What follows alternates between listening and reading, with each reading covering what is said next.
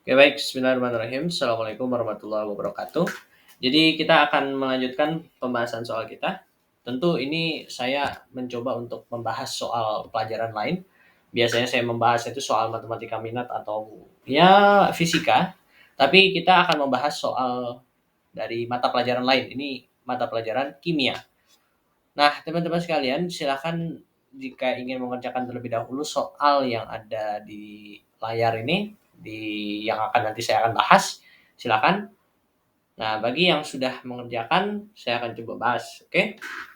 Di sini diketahui pada suhu dan tekanan standar, gas CO2 dialirkan ke dalam larutan jenuh kalsium, sehingga terjadi suatu reaksi. Jika pada reaksi itu dihasilkan 10 gram endapan CaCO3, maka volume gas CO2 yang bereaksi adalah sebanyak berapa? Nah, di sini diketahui bahwa eksperimen ini dilakukan pada saat suhu dan tekanan standar. Berarti pada saat S dan T standar. Atau dilakukan pada saat temperaturnya adalah 0 derajat Celcius dan tekanannya adalah 1 atm. Nah, berarti di sini berlaku volume standarnya adalah 22,4 liter. Oke, itu harus diingat. Volume standar. Oke. Nah, di sini diketahui bahwa gas CO2 dialirkan ke dalam larutan jenuh kalsium hidroksida. Nah, ini bisa kita buat rumusnya. Kita harus buat dulu sebetulnya rumus kimianya untuk lebih memudahkan. Tadi dikatakan bahwa gas CO2 dialirkan ke dalam larutan jenuh kalsium hidroksida. Berarti CO2 ya. Kalau kita buat persamaan reaksinya, persamaan kimianya adalah berarti CO2 ditambah dengan kalsium hidroksida ya. Kalau misalkan nggak tahu rumus kalsium hidroksida itu gimana, ya udah tinggal kita bikin aja nih reaksi ionnya. Dari ionnya kita bikin persamaan reaksinya. Kalsium kan Ca2+ ditambah dengan hidroksida itu pasti OH- ya. Hidroksida itu pasti OH-. Nah, ini kalau misalkan digabungkan jadinya CaOH2 seperti ini. Berarti CaOH2 ini adalah kalsium hidroksida. Nah, berarti kalsium hidroksida itu rumusnya ini. Berarti CaOH2. Nah, sekarang lihat. Jika pada reaksi itu dihasilkan 10 gram endapan CaCO3, berarti dia dihasilkan atau reaktannya, produk ya. Ini kalau yang di kiri itu reaktan, yang di kanan itu produk. Nanti produknya adalah CaCO3 ditambah dengan, kalau misalkan ada di sini kan CO2 ditambah CaOH2. Nah, di kanannya udah ada unsur Ca, udah ada unsur C, udah ada unsur O. Nah, bagaimana caranya kita mengimbangi persamaan kimia ini? Karena di kiri ada unsur H loh, tapi di kanan nggak ada unsur H. Bagaimana caranya mengimbangi hal tersebut? Maka kita tambahkan dengan air, yaitu H2O. Seperti itu. Untuk menyeimbangkan persamaan kimianya. Oke? Nah, kalau misalkan kita lihat persamaan kimia ini, nah ini kita harus cek apakah sudah setara apa enggak. Kita cek unsur C, unsur karbon, apakah di kiri dan di kanan itu sudah setara. Di sini ada 1, di sini ada 1, ya berarti C-nya sudah setara. Sekarang lihat yang oksigen. Oksigen di kiri ada 2, di sini ada 2 juga nih. Di sini 2, terus 2 berarti totalnya 4. Nah, di sini 3, di sini 1, berarti totalnya juga 4. Berarti sudah setara untuk masalah yang unsur oksigen.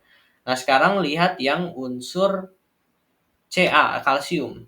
Ca di sini 1, di kanan juga 1, berarti kalsiumnya sudah setara. Nah, sekarang lihat yang H. H di sini 2 ya. 2 di sini 2 juga. Berarti sudah setara. Berarti persamaan ini adalah sudah paling setara begitu. Berarti koefisiennya dari persamaan kimia ini adalah ini satu, secara tidak langsung ya ini satu gitu. Oke, lanjut ya. Jika pada reaksi itu dihasilkan 10 gram endapan CaCO3, berarti di sini dihasilkan 10 gram. Maka volume gas CO2 yang bereaksi adalah sebanyak berapa? Ditanya di sini volume CO2 yang bereaksi adalah berapa? Nah, ingat bahwa karena di sini dia dilakukan eksperimen pada suhu dan tekanan standar, S dan T standar, maka di sini berlaku hukum hipotesa Avogadro. Hipotesa Avogadro, di mana pada suhu dan tekanan yang sama, pada suhu dan tekanan standar, molekul, bukan molekul ya, lebih ke molnya itu molekul ya sama aja, itu bernilai sebanding gitu. Sorry, saya coba lihat dulu ya. Oke, kita lanjut ya. Saya ulang, jadi begini. Di sini berlaku benar ya hipotesa Avogadro gitu. Dimana di sini mol antar satu sama lain antar satu molekul dengan satu sama lain itu sebanding, punya perbandingan tetap, begitu ya. Jadi kita bisa membandingkan antara molekul yang satu dengan molekul yang lain dengan catatan bahwa eksperimennya atau kondisinya adalah pada saat suhu dan tekanan standar. Nah, ini kan kebetulan karena dilakukan pada suhu dan tekanan standar, maka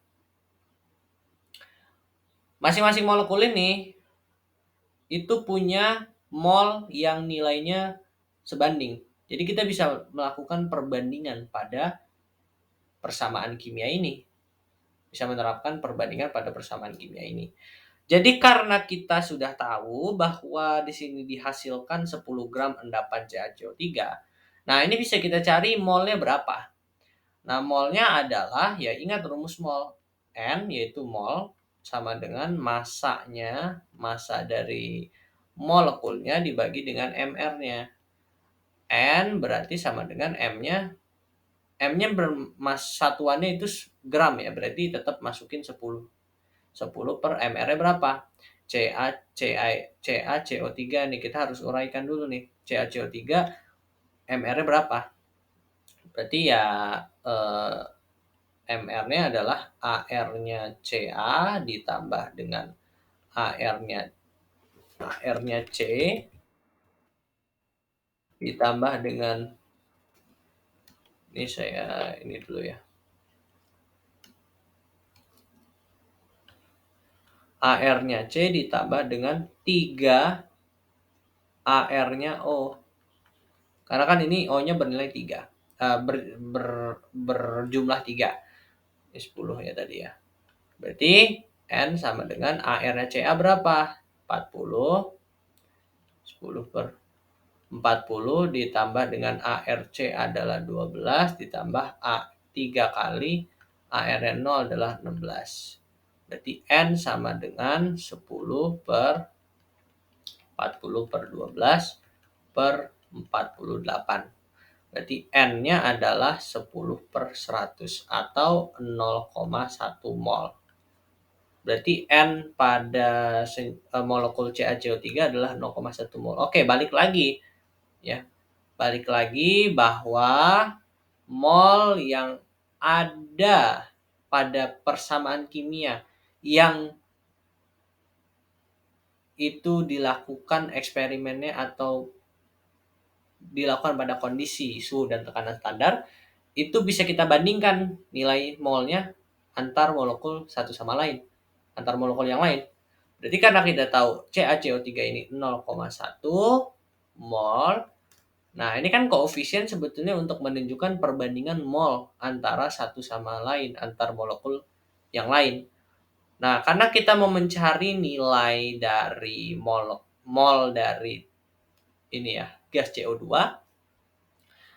Nah, kita harus membandingkan mol yang di CaCO3 dengan yang di CO2. Ya, kalau mau dibandingin kan gampang ya. Berarti mol dari CO2 sama dengan perbandingan mol CO2 itu berapa? 1. Ini yang ditanya kan mol CO2, berarti ya kalau yang ditanya di atas nih. Yang di bawah adalah yang kita ketahui yaitu molnya CaCO3. Perbandingannya berapa? 1. Nah, dikali dengan molnya CaCO3 yaitu 0,1. Berarti mol dari CO2 adalah ya udah 0,1 mol.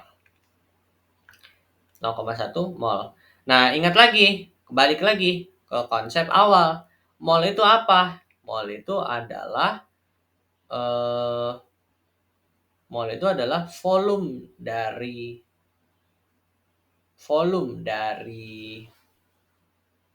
molekulnya, volume dari molekul per. Nah, ini karena dilakukan pada suhu dan tekanan standar berarti dibagi dengan 22,4 liter. Nah, berarti kalau mau mencari volume dari molekulnya, karena ini volume molekul CO2 berarti VCO2 sama dengan N dikali 22,4. Nah, volumenya CO2 sama dengan N-nya berapa tadi? 0,1 mol.